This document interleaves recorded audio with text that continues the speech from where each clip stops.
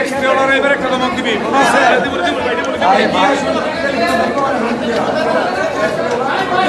একটু পরে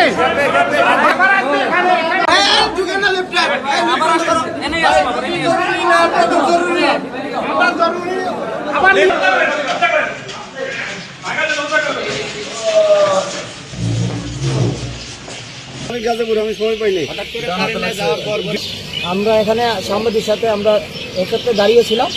সেই মুহূর্তে মোটর বাইকে যাচ্ছিল অজ্ঞাত ব্যক্তি, মানে আমার সে বাইরের হাতে গুলি মারছে। কে মারছে, কারা মারছে? অজ্ঞাত থেকে মোটর সাইকেল দিয়ে গেছিল। তো সকলের উদ্দেশ্য হয়তো বা ছাত্র জনতা সারাদিন মিছিল করছে, তাদের গেছে সেই ক্ষোভ ছিল এবং হয়তো বা পুরো প্ল্যানিং ছিল, কিন্তু এতগুলো মানুষের ভিতরে সেই প্ল্যানিংটা ফলাফল তারা দিতে পারেনি। সেই ক্ষোভ থেকে আমার কাছে মনে হয় সন্ধ্যায় যেহেতু দেখেছিল কি কোটি কয়েক লোক আমরা নামাচ্ছে সেখানে দাঁড়িয়েছিলাম, সেই জন্য হামলাটা করছে এবং সকলের উদ্দেশ্যে হয়তো বা করছে এবং মোবাশ্বের ভাইয়ের হাতে লেগেছিল।